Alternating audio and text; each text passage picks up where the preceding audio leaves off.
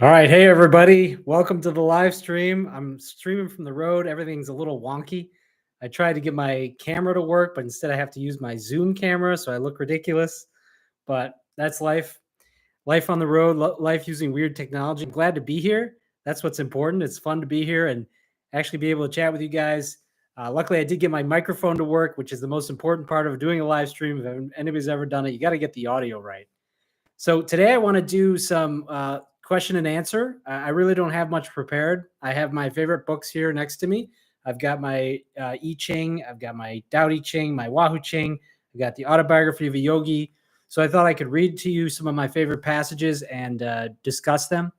But what I really want to do is discuss with you guys what's interesting to you. What's going on in your life? What are your spiritual thoughts or beliefs?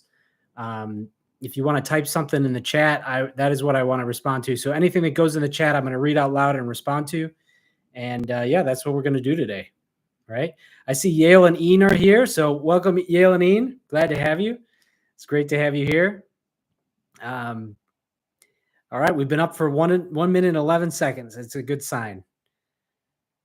So until I get some questions, I think we might return to our roots. If you guys remember the very first live stream on Way of Service, and hit the like and subscribe button, by the way.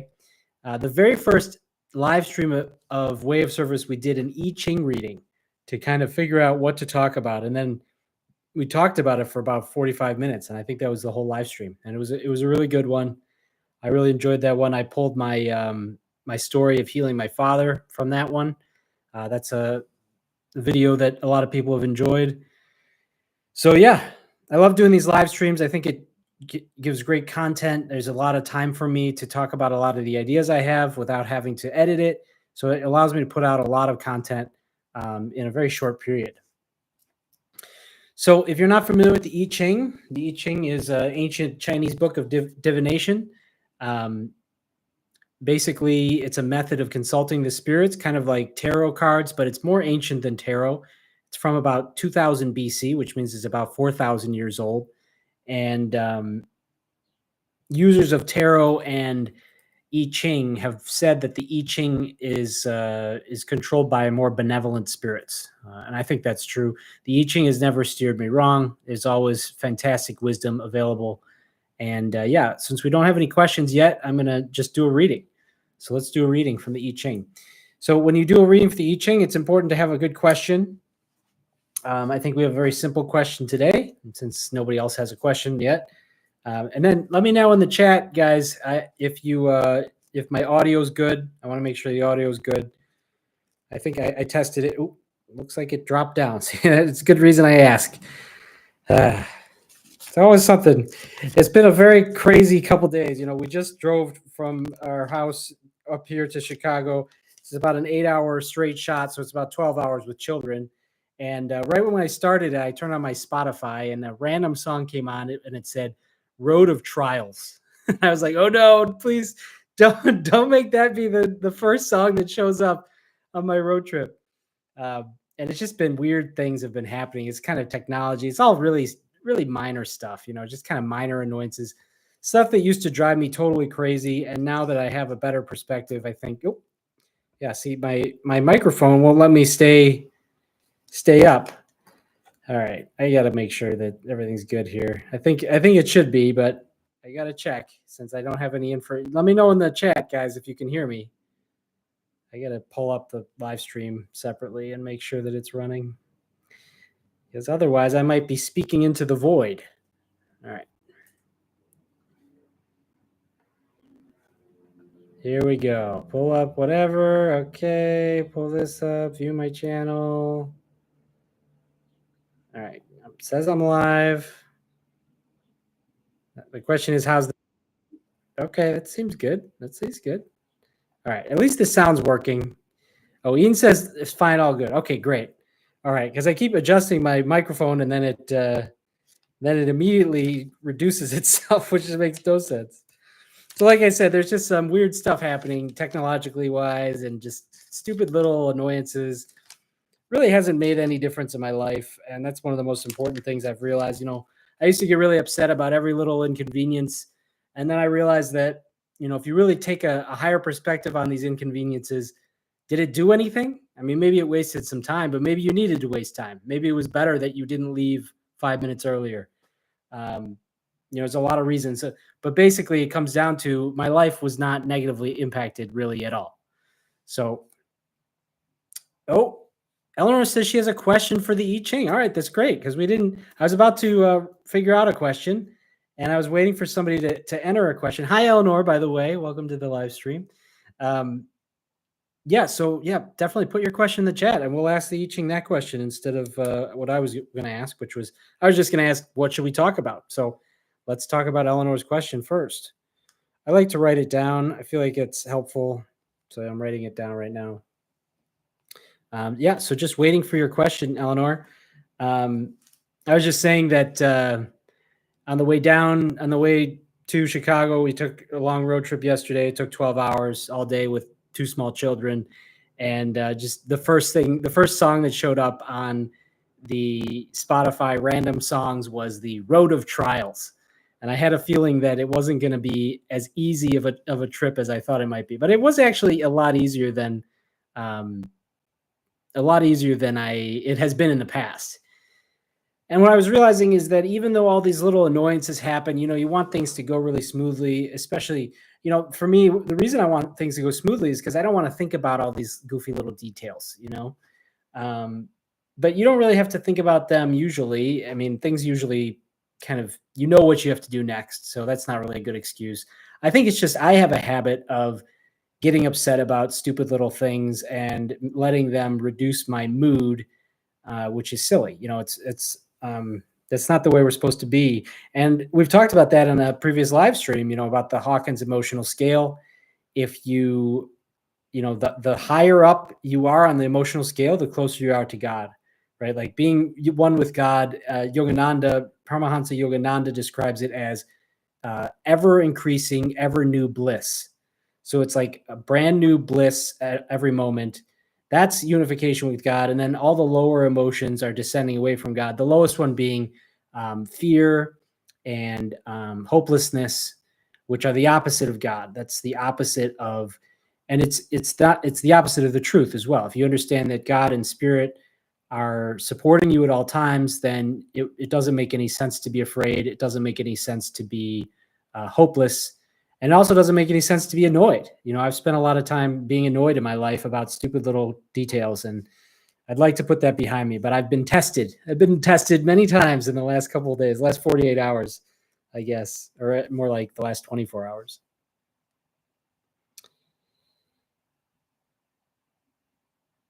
Okay, Eleanor says, I feel at a crossroads of sorts. My husband and I have oriented towards family and children, and now I'm really wanting to pour some of me into dance in some capacity.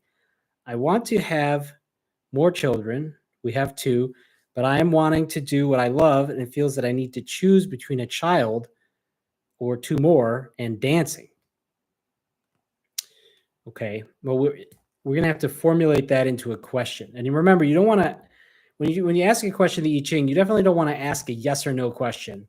There's actually a different method for that, and I've used it, and I've had fairly consistent results. I feel like it's yes or no question answers are very strong, but I think it's more advanced. And it's a little risky. Like, I feel like if you don't ask the right question, sometimes you get the wrong yes or no answer because you're not ready for the answer, or because you want the answer to be something else. So the traditional correct way to use the I Ching is to ask like a piece of advice. And what you do is you kind of posit to the I Ching, what if I did this? What would happen? Or what is your advice to me about this subject? And you kind of want to keep it to one subject. So the formulation of the question is important. Eleanor says, I guess the problem is it feels like I'm supposed to choose more children, but part of me is wanting to be, quote, selfish and spend more time on what I want / like. Okay, so I guess I can throw out a few questions, Eleanor, and maybe you can tell me if one of them rings true to you, that feels like what we should ask. Eleanor continues, we live an hour from the city, so it seems like we would have to move or put the kids in school. I don't have many other ideas on how to do both. So let's see. A question about this could be, what is your advice to me on the subject of dance? Or what is your advice to me on the idea of growing my family now? Or what if I waited to have more children? Is that those? I feel like those questions are more easily answered by the I Ching.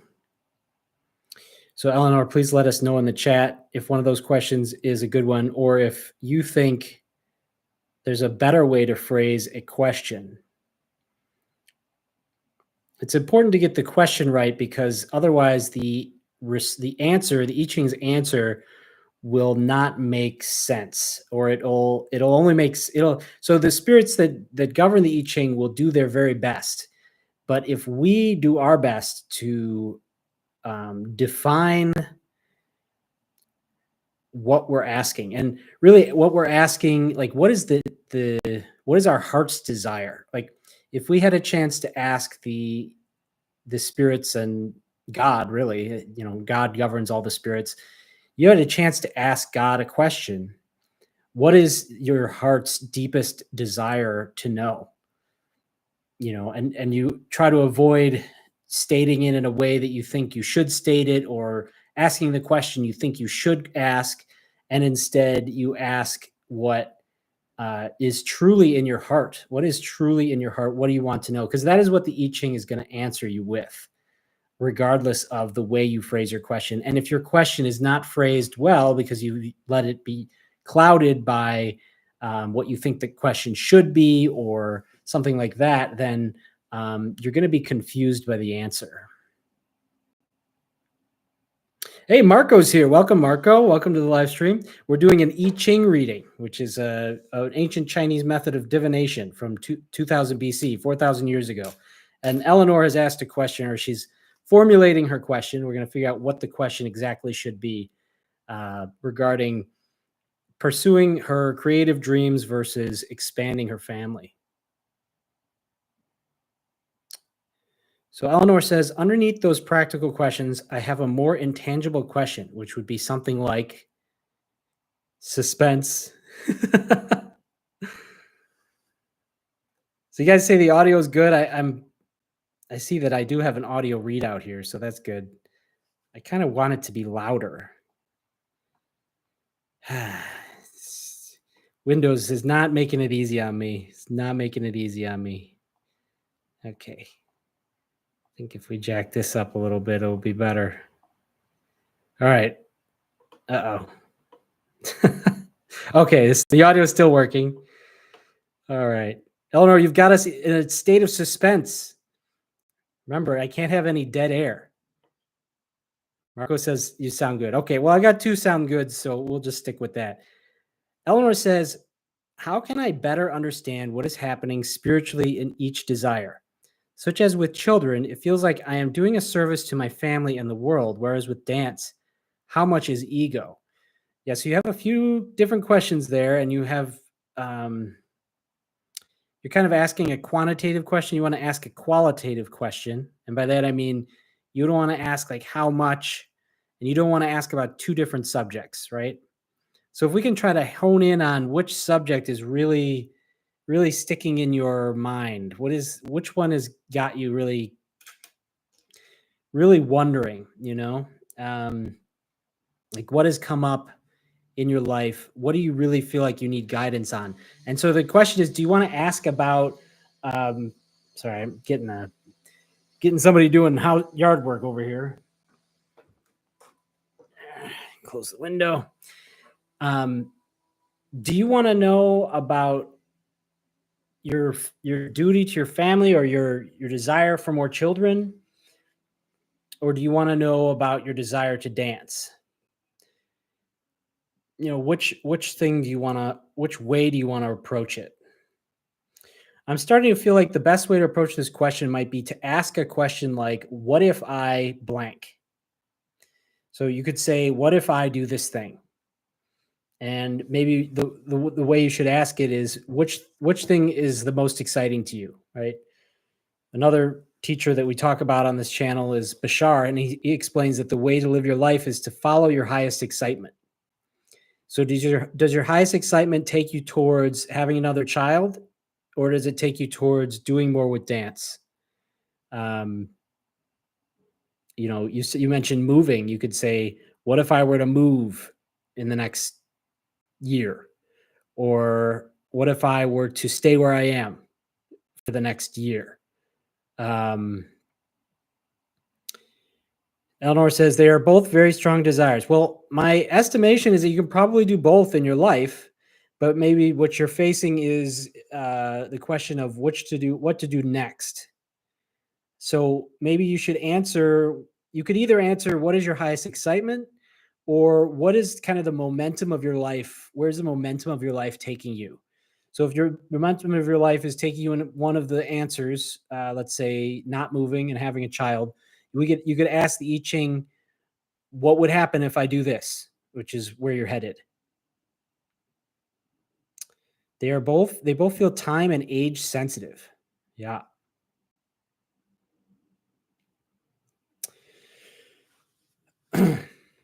So, Eleanor, do you feel like any particular question? I guess you gave us a couple questions. Maybe I can ask the I Ching for help at being at peace with only have so much time in my life. Yeah, but that's not what you're excited to know. I feel like you're excited to know something more specific about your decisions, you know. I don't think you're as excited to know, basic life advice about. Okay, you want me to do it. All right. Um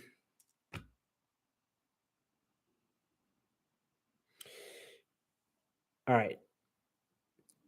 What would you Let's see. Yeah, like I said, I'm just following my instincts here. So I'm going to ask it, what if you continue doing what you're doing, which I think is living an hour from the city and focusing on your family and maybe having another child soon. Okay? So we'll ask, what if we do this? All right? And also we can add a caveat of, you know, even with this desire to dance, right? So what if I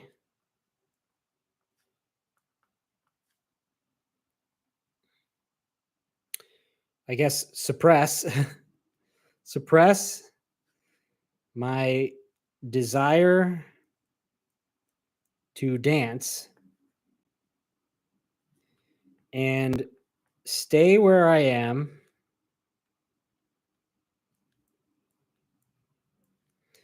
and have another child.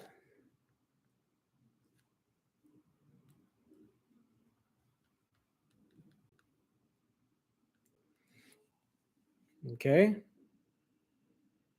What if I suppress my desire to dance and stay where I am and have another child? All right.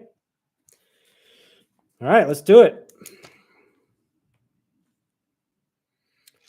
A lot of people will say you should meditate beforehand, but I also trust that when, as Jesus said, when two or more of us are gathered, then my spirit is there with us. So I feel like we are here together to do this, so we don't need to spend time meditating, but it does make sense to kind of center ourselves and ask God and the I Ching to help us here. So that's what I'm doing. If you want to do the same. All right, so in order to ask the I Ching, I cast the coins 6 times, and I get there's 4 different outcomes, right? So 2 to the third power. There's 4 different outcomes per cast.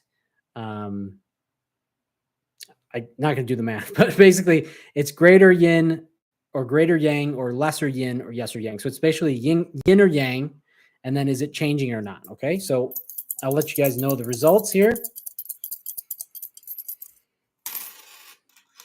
All right, the first line is a unchanging yang line. So I know a lot about, or I have a lot of, I wouldn't say I know a lot about, but I have a decent amount of experience with the I Ching. The first line being a yang line is somewhat auspicious because it's the supporting line at the bottom, means it's a strong line at the bottom. It's a supporting line. So that's a yang line. Right. The second line is a changing yang line, which is interesting. So that means it's yang in the beginning and yin in the second one.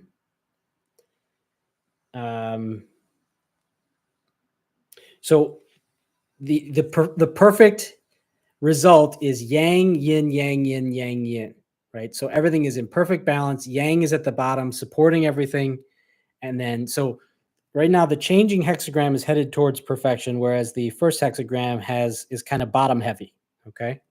Hey, Susan's here. Welcome, Susan. Welcome. We're doing an I Ching reading for Eleanor. All right. And the third line is a yin line. Interesting. So now we have the first three lines, which means we have the element, right? That each hexagram is made up of two elements. So the first element on the left, sorry, for you guys, it's the left.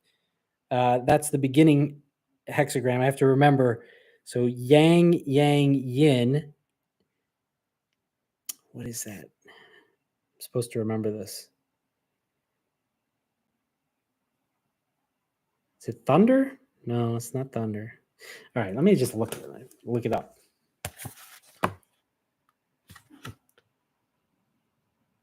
Yang, yang, yin. Oh, it's lake. All right. Yeah, lake. Okay. Yeah, it's not perfect anymore, Eleanor. It's not perfect on either side. That's okay. You don't want to be in a state of perfection because it's an unbalanced state. That's something the I Ching mentions also. All right. So the first hexagram is lake on the left, and then it's changing into wind. Lake into wind. All right. But to get the full reading, we need to do this 3 more times.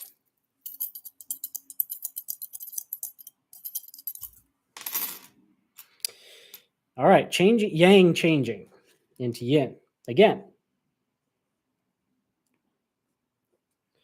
All right. It's interesting. Now we have 2 changing lines here.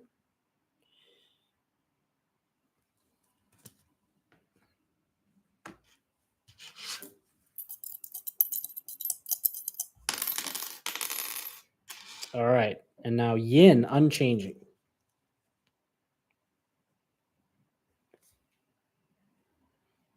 The changed hexagram has a lot of yin going on, you can see. Right?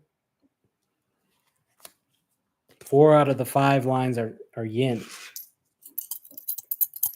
All right, and the last line, here we go. We'll get our final reading here. Yin once again. Interesting. Sometimes I can remember what these are just by looking at them. So we have lake under wind and wind under earth. So now we can look to the chart to figure out what the exact reading is, and then we can read the reading. All right, here's a little chart to give you. You can see the lines. So lake, I lost my page. Okay. Lake under wind. That's the first one. So lake, wind above, lake below, number 61. Number 61. Write it down. And we'll look up the exact wording. And then wind under earth, earth above, wind below. Oh, I'm sorry. That's thunder. Oh, jeez. This is what happens when everything kind of goes a little goofy. I forget which is which. All right. So it's thunder. It's actually thunder over lake. Thunder over lake, which is 54. All right. 54. And then earth over thunder. So thunder below, earth above, that's 24. All right. 54 and 24. Right? Yeah. 54, 24. All right. So 54 is number one. Oh, so I'm sorry. I just want to read all the chats here. Eleanor says, that's exciting on the perfect part. Not perfect anymore. Yeah. She says, darn, lots of yin makes me think it's going to say, just give up everything for the kids. Yeah. The I Ching never tells you what you think it's going to tell you. You always think you know what's going to tell you. And it never tells you what you think it's going to tell you. The second you think that it is, it's wrong. All right. Number 54 is the marrying maiden. Very appropriate for deciding to devote yourself to having children. All right, so we'll look up the other one so we can get an overview picture. All right, so the first one is the marrying maiden, and then number 24, return. Marrying maiden into return. Interesting.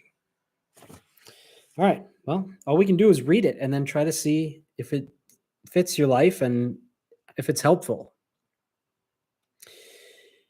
The marrying maiden.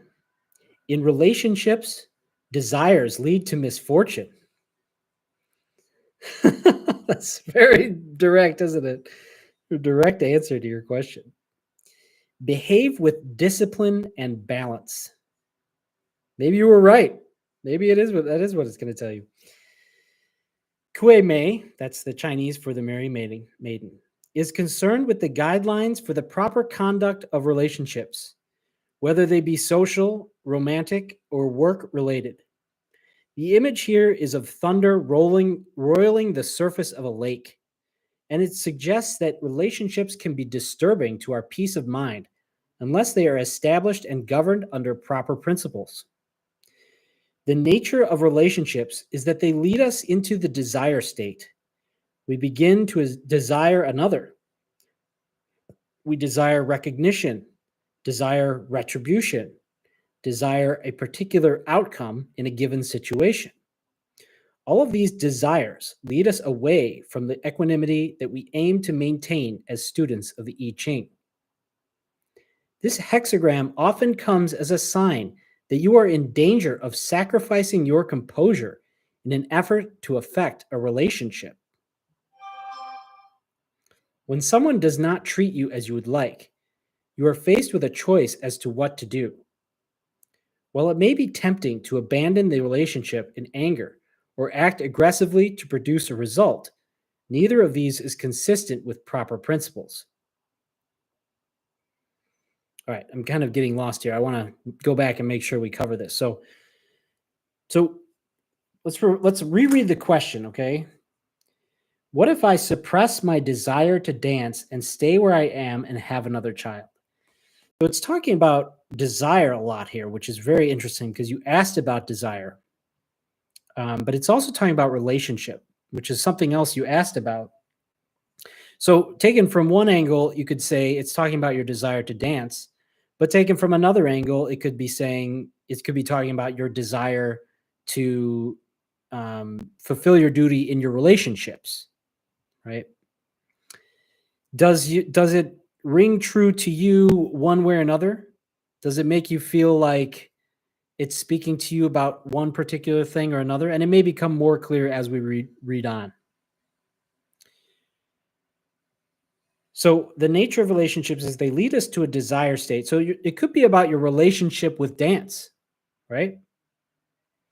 Your relationship with dance has led you into a desire state. And has led you, what is perhaps, it's asking you to recognize what is the desire coming from. Do you desire recognition? Do you desire a particular outcome in the situation? And the I Ching instructs us not to follow desires that come from the ego, right? We should follow desires that come from our heart. And I think, dancing is a perfectly valid and beautiful art form that comes from the heart. But are you trying to pursue it because you are desiring recognition? I don't know. I think it's, and I also wonder if it's that bad. Sometimes I think it's okay to have recognition, or at least for recognition to be a part of your vision for the thing that you're desiring. I just noticed this is page 111, by the way. For those of you who follow our seeing of numbers everywhere, this is page 111.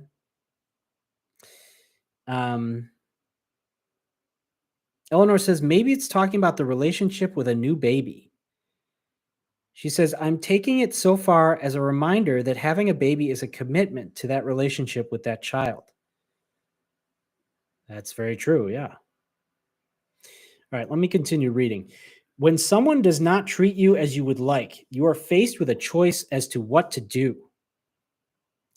While it may be tempting to abandon the relationship in anger or act aggressively to produce a result, neither of these is consistent with proper principles.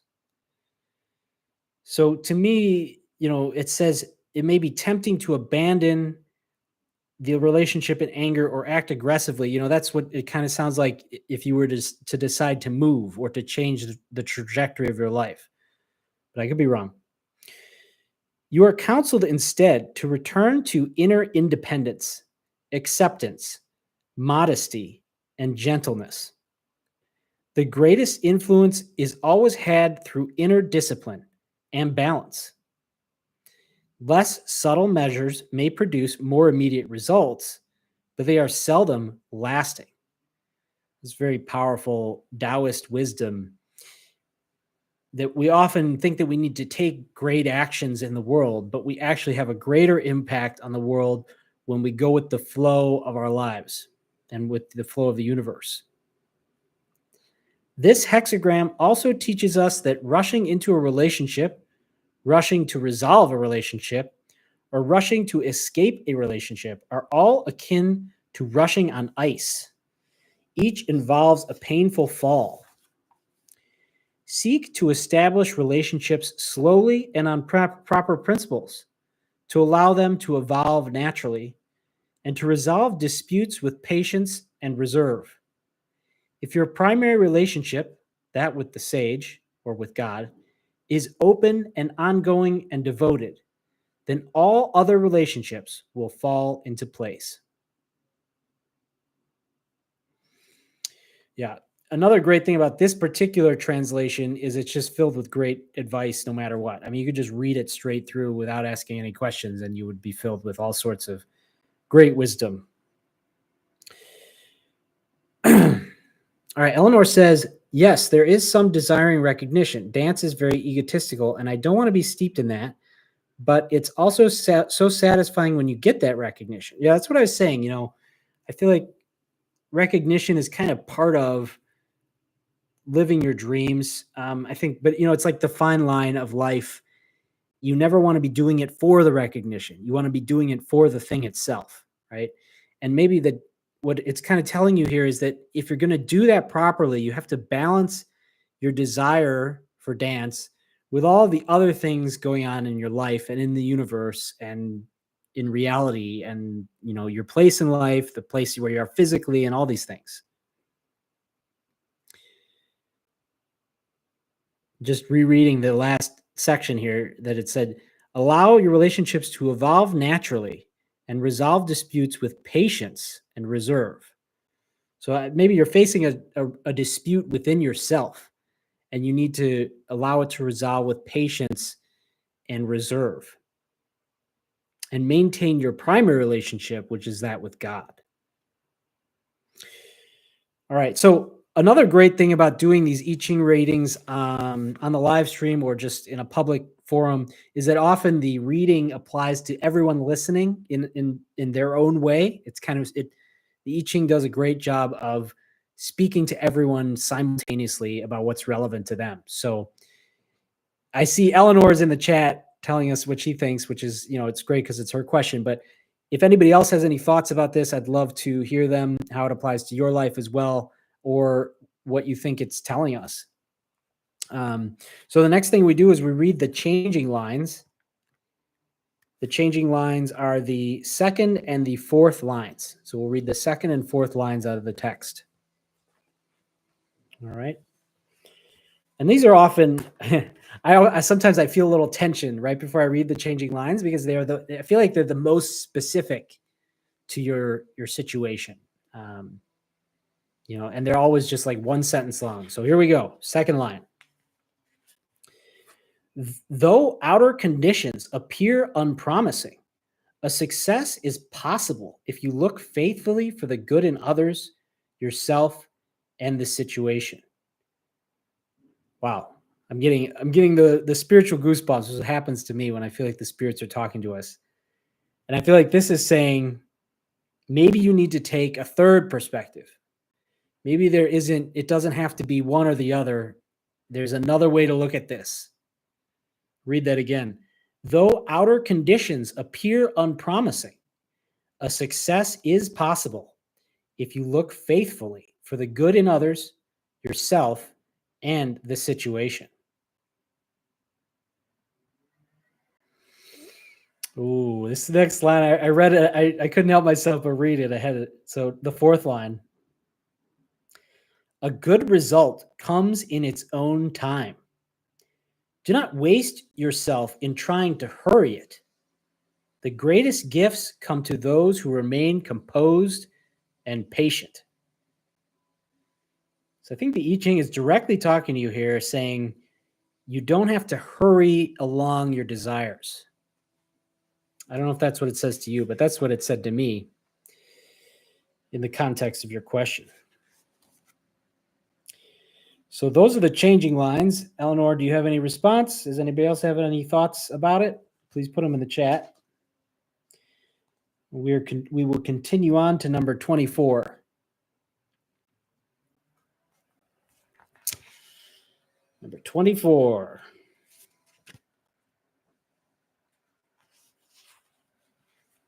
Number 24 is return. A time of darkness comes to a close. It's a very hopeful hexagram. So you can see this is basically pure yin has dominated, but yang has entered. And as I mentioned before, yang enters on the first line. And from there, it gives strength to the entire hexagram. So that is why it is return. It's you'll see it'll speak here. It's kind of like the winter solstice. It's like and that's Christmas, right? When Jesus rose from the dead, from the darkest time, all of a sudden a light begins. Eleanor says, as always, the I Ching is telling me what I guessed was there deep down. Right. That's Carol Anthony, one of my favorite students of the I Ching. She says that the I Ching will always tell us what our inner self, or our higher self, right, our soul, or our spirit is trying to tell us. And it's something that we probably already knew deep down, but now we get to read it with this fantastic tool handed down to us 4,000 years ago. Eleanor says, in this case, quote, just wait a bit more. Yeah, that's kind of what I feel it's telling you as well. All right, Fu, return. A time of darkness comes to a close. Receiving this hexagram is a sign that you have reached a turning point. This moment is akin to the winter solstice. The greatest adversity is past, and the light is beginning to return. Nonetheless, one cannot force the completion of the change, and it is wise to rest. Act only when you can move gently and innocently, and all will be well. Fu, or return, also comes as a reminder to return to the light within yourself. Growth is only possible when we relinquish the expressions of the ego, pride, impatience, anger, and desire. To act forcefully or ambitiously now will only generate misfortune. Ambitiously, interesting. Let things develop naturally in their own way. Simply observe and accept changes as you observe and accept the rising of the sun.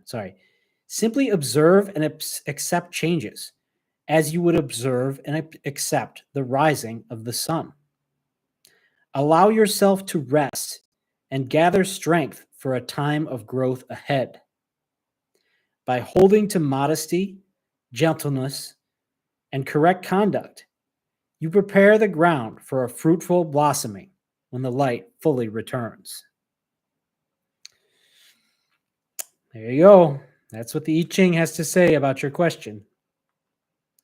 Like those paragraphs are just reinforcing what we had read earlier. All right, Yale says, why can't it be both? And just out of curiosity, can you not dance on your own to feel that fulfillment, or would it need to be a group setting?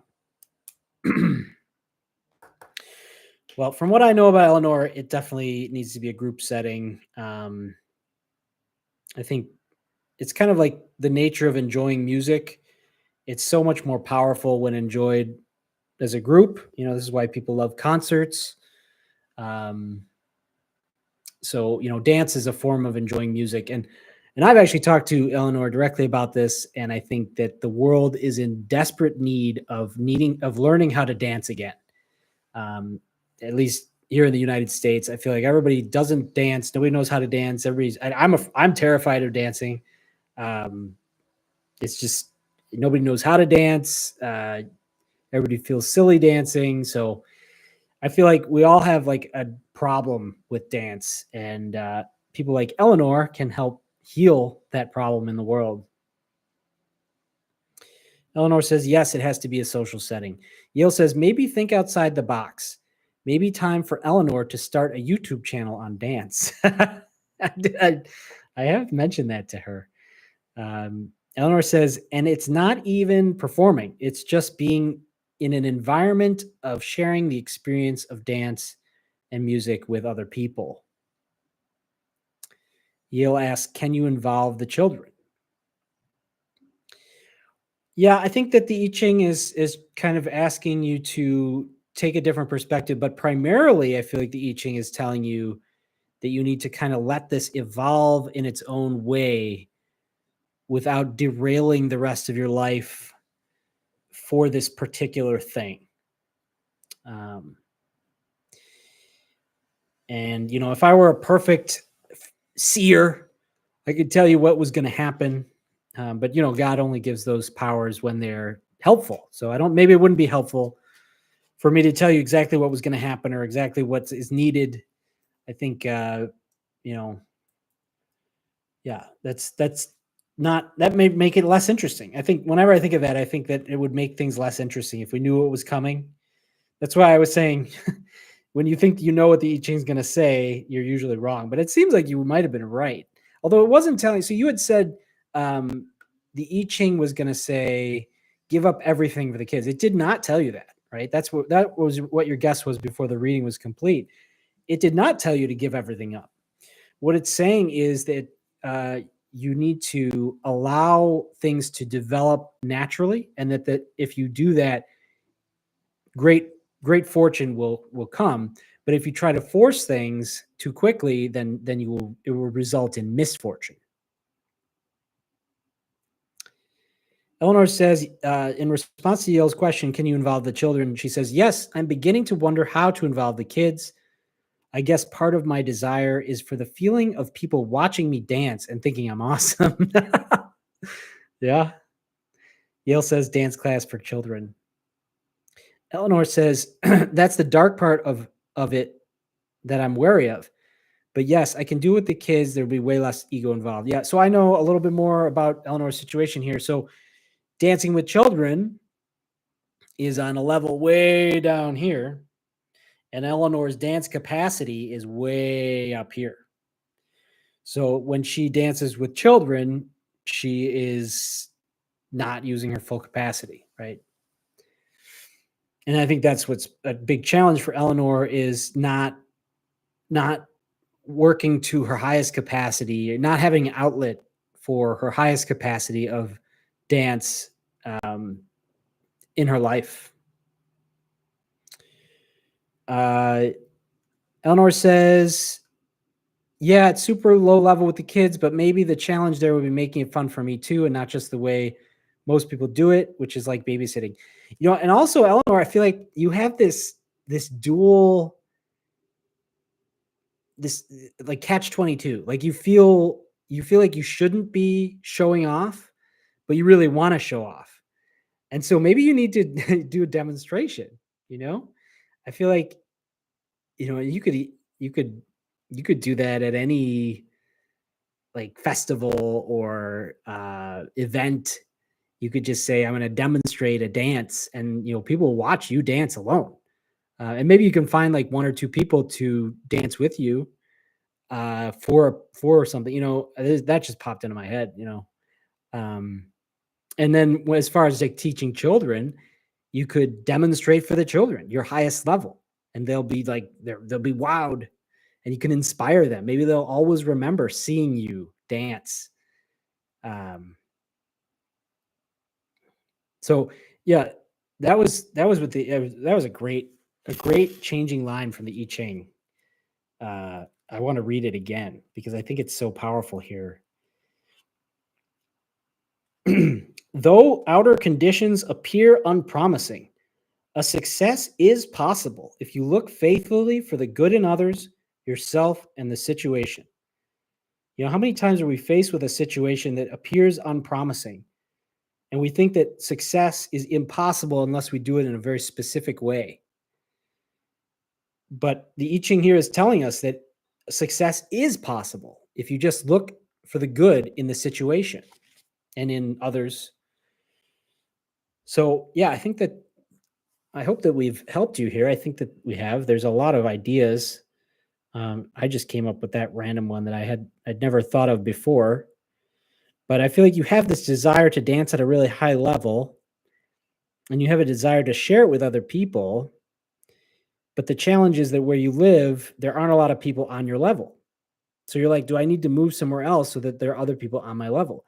But you don't need to have anybody else on your level to do it, to dance at that level. You can do it yourself, but you have to embrace showing off, you know? And I think you should. I think you should. Not for the sake of your ego, but for the sake of the people who get to watch you and be inspired by it.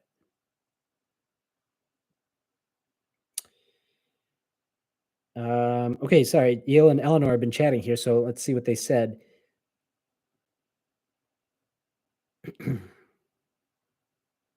Yale says, I'm not sure dancing with children is way down there, to be honest. Lack of skill is only one part of art. Well, that's a good point. Eleanor says, thanks for your input, Yale. Yale says, children are much more creative. Eleanor says, thanks for the ideas. Yale says, I think it's saying that it will succeed if you do it in a way to help others and not for the egotistical side of it. Eleanor says, love that. Yeah, I love that too. Hello, Ryan. Welcome to the live stream. We're just doing I Ching. We're discussing I Ching reading we did for Eleanor. It was very interesting, very powerful as usual. Very direct answer for the skeptics out there. I don't think any skeptics are going to be tuning in, but in case they do someday down the line, I hope that they can see that synchronicity and the I Ching, the spirits and God, they never let the answer be irrelevant or confusing.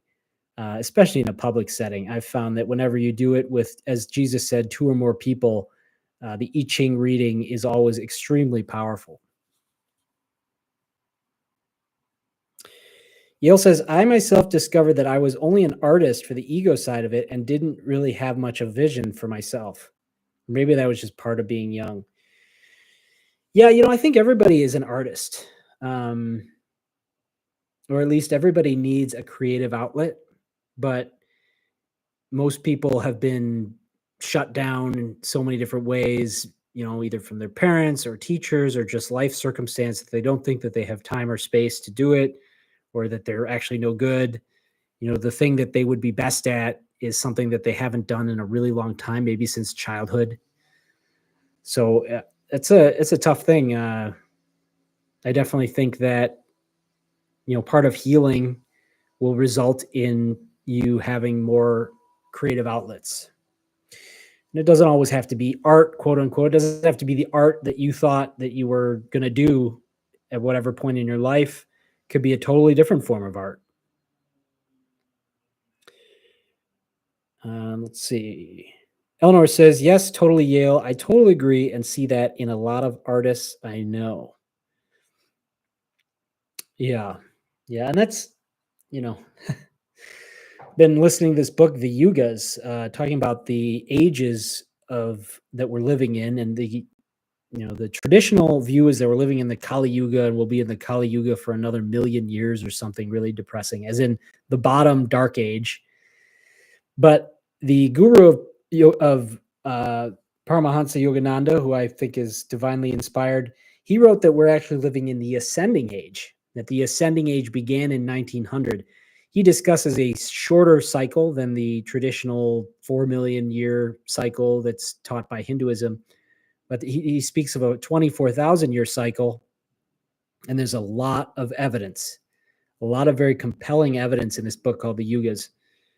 So I think we're coming out of a dark time and headed into a light time. And so, we were all taught, usually it was ego that dominated anybody who does artistry or did artistry in our life or in the public forum seems to be doing it for their ego's sake.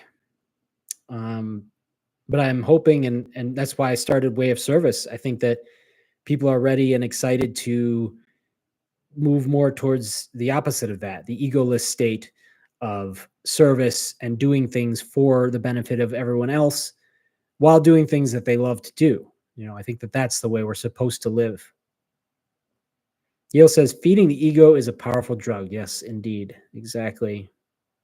Exactly. I mean, obviously there's a draw there, but it's a different draw. And I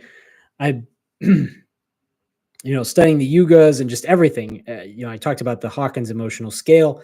There's the higher and the lower, and you're either moving up or you're moving down, right? So I feel like when we pursue the ego, when we pursue selfish desires, especially at the expense of others, we can feel that it's a pulling down. It's pulling us down, even if it feels good, if it's exciting for whatever reason, but you can feel the energy being pulled down. And that's a real thing. And awareness of energy is something that's coming up in the new age. I believe that people are becoming more and more aware that there is energy that influences everything. Ultimately, that energy is God. But just understanding that things are not just the physical world is where we're at as a civilization right now. Yale says, we are living in the best time ever and are closer than ever to Messiah or enlightenment or whatever you call it or believe. Yeah, I mean, and I'd be interested to hear what you think, Yale, because I'm sure you've studied different. I know you've studied some Talmud and Jewish stuff. So, what do they say about the time that we're living in? It'd be really interesting. And I'd love to share some of the stuff from the Yuga's book because the evidence that they present is very powerful. Some of the way things line up across the planet. For example, they talk about how the bottom of Kali Yuga, the very worst part of Kali Yuga, was in about 500 AD. And in 500 AD, the Roman Empire fell, the Persian Empire fell, and the Chinese Empire fell. And the result of these three empires falling was chaos and war and barbarism, right? So like raping and pillaging for Lord knows how many years, 1,000 years, right? It was like 1,000 years until the end of Kali Yuga in 1700 or so. At least according to the Yugas. So it's fascinating to me. Eleanor says, I'm starting to try to channel God when I'm in a dance class and think of myself as a vessel to inspire, but the mental habit of taking pride in it is so frequent and salient. Interesting. Yeah. I mean, I'm studying Paramahansa Yogananda's methods of meditation. And one thing that seems to be consistent across most forms of meditation is that it requires total stillness. So if you're doing something that's really exciting to you, that generates a lot of emotions for you, it's going to be difficult to get into that meditative state where you can connect to God in that direct way. That doesn't mean that God isn't there with you or that you can't, interact with God while dancing. But I think you also need to do it in meditation as well. Yale says, the reason we are so much more sensitive isn't because we are weaker as a people. I'm sorry, I'm not sure what you're talking about. More sensitive. Was that something we had said, or was that something I said? Oh, we're more sensitive energy wise. Is that what you're talking about? Yeah, I agree with that. That's interesting. Maybe that's not. You said I didn't finish that thought, but maybe that's an interesting tangent. Something that makes me think about, because I think a lot of people look at today. People are sensitive energetically, or more interested in spiritual matters, and they see it as weakness, because we're coming out of a period where basically might made right and strong men were what the world expected and needed. And I think that men have become more feminine, um, partially because of negative influences, but also partially because that's kind of natural for a civilization that is gaining more and more abundance, gaining more and more wealth. And so men are freed from just being the muscle of everything, the enforcers and the physical movers of objects, to something more subtle and what might be seen as less masculine. I don't think it's less masculine, though. Actually, I think spiritual men are probably some of the most masculine and desirable. Yale says, I have a great video that I'll send you later. I'll try to sum it up if I can. Yeah, sounds good, man. Ryan says, welcome to the chat, Ryan. I know you said hi earlier, but I'm glad you're participating. Ryan says, I think that many artists have a complex relationship with their ego. Partly they love the art, but other people's appreciation of their art draws them into becoming their art, or at least making their self-perceived value what it is they create. They become so connected to this image that if their art isn't received as well as they like, they go into a downward spiral. When people come to correlate their own worth, their creations with their creations, it's a difficult path to untangle. Yeah, many ways are the tricks of the ego to get us to that state. One side of it is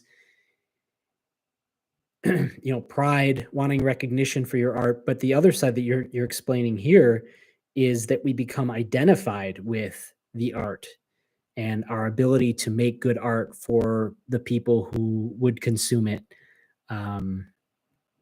Yeah, that's a really strong point, and I feel like the wisdom of the I Ching and all of spiritual teachings is, not to identify with these things, not to identify with any particular skill you have or any physical object, or, where you live or whatever it is. You can't identify yourself with any limiting factor, because you are unlimited spirit. And if you do that limiting belief, or that limiting action, I guess, karma means action, right? If you do that, then you are limiting yourself in important ways. And Paramahansa Yogananda, even, I'm reading his lessons of meditation. He basically says that the whole reason we're separate from God is because we have limited ourselves. And, whether you think that's a good or bad thing, that's the fact of the matter. So in a lot of ways, putting any limitation on yourself is why you are less than, God himself, which is kind of, I don't know if you guys follow that, but that's part of my understanding of it. All right. Well, it's been about an hour. I'm having a great time. I'm glad you guys are chatting. I feel like we've kind of maybe exhausted that topic. I don't know. I guess I should I'll go to 4:15, 4:30, depending on how we're doing in the chat, how you guys are doing. One thing I wanted to do is I wanted to read page 111 of the other books I have in front of me. Thought that'd be pretty fun. I thought that was really cool that the first page we opened to was 111. If you've join our Discord, by the way, anybody who is in here, and hit the like and subscribe button, right? But join our Discord. The link is in the channel description. And we have a channel in there where we put up our signs from spirit, seeing numbers line up, especially with the clock. That's the easiest one. I see 1111 all the time. I see 444. I see 333. I actually just drove past one of my childhood homes. I had two different childhood homes, And I remembered that the address there is 333, which is just crazy. So lots of great stuff going on in that Discord. I hope you guys join us. So yeah, why don't we read a little bit from some of these books I have. Let's see, what book do I think I want to read page 111 in Autobiography of Yogi. I think this book is so good, and I really want to get you guys into it a little bit. So I'm going to read page 111 in Autobiography of Yogi. Let's see what it says. I didn't turn right to it, so it's okay.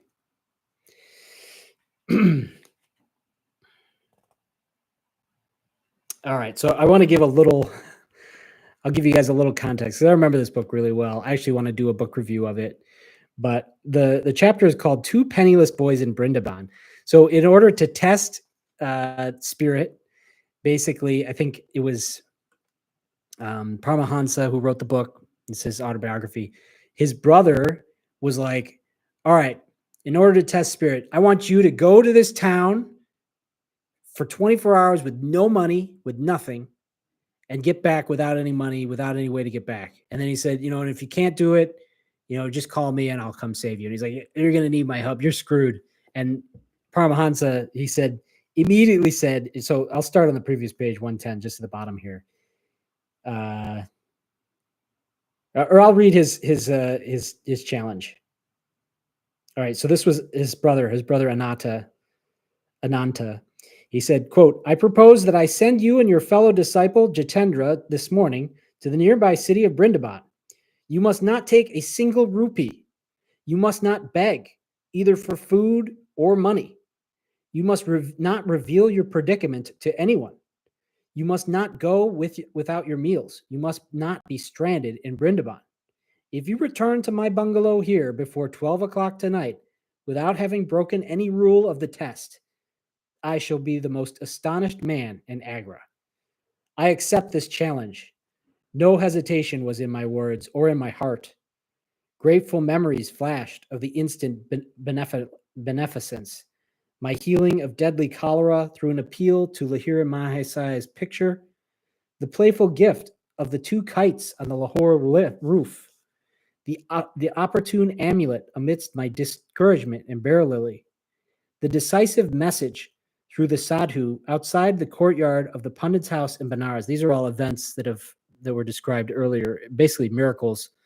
As I said, there's basically a miracle every 2 or 3 pages in this book.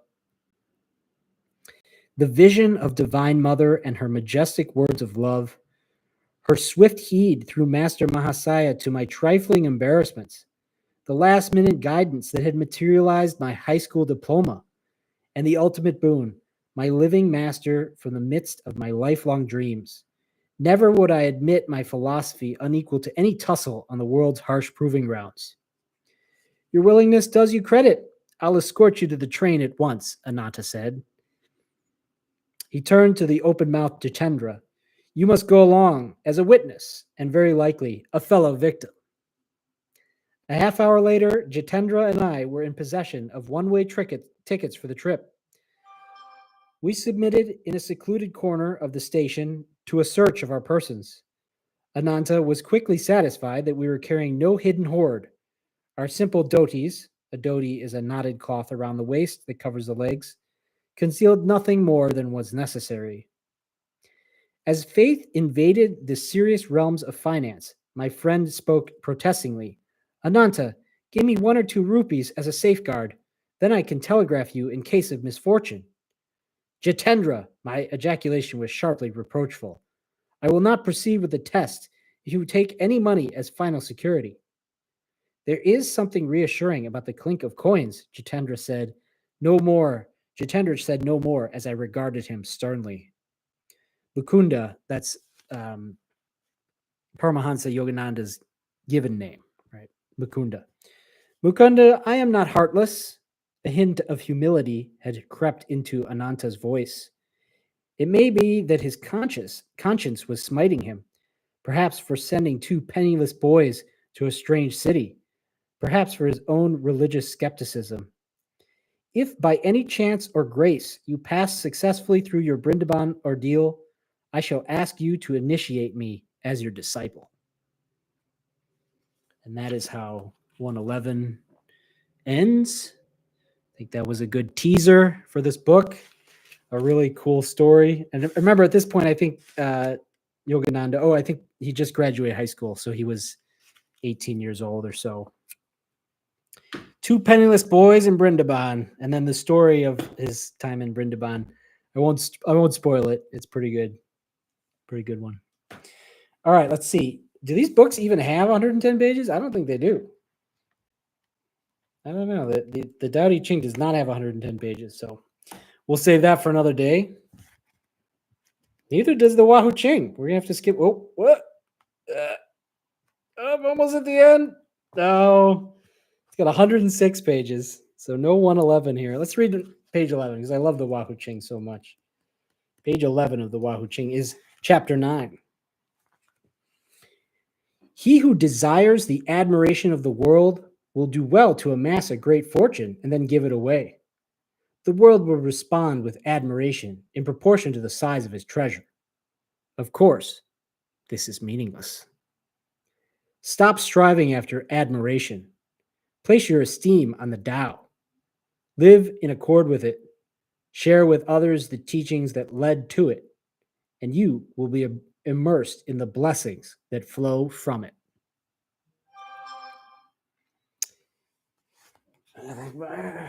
My phone keeps beeping. Anyways. In the one with less than 111, do 37. Why 37? Yeah, I'll do it, but I'm curious why that number. Page 37. This book doesn't have page numbers, it just has chapter numbers. So we'll read passage 37 from the Tao Te Ching. The Tao never does anything, yet through it all things are done. If powerful men and women could center themselves in it, the whole world would be transformed by itself in its natural rhythms.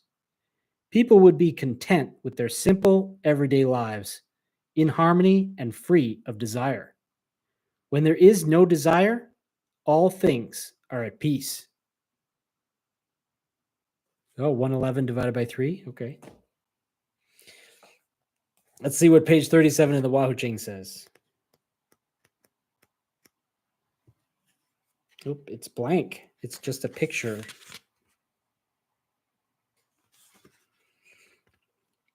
Oh, but the page before it is one of my favorite quotes from the Wahoo Ching, so we'll read it. The Tao doesn't come and go. It is always present everywhere, just like the sky. If your mind is clouded, you won't see it, but that doesn't mean it isn't there. All misery is created by the activity of the mind. Can you let go of words and ideas, attitudes and expectations? If so, then the Tao will loom into view. Can you be still and look inside? If so, then you will see that the truth is always available, always responsive. Good old Lao Ching. All right, last book I've got is Paramahansa's book, How to Be a Success. I rediscovered this book in my library, and I had never finished. I still haven't finished it, and it's kind of fallen apart. It's fallen apart. But I'm going to find page 111, and we're going to read it.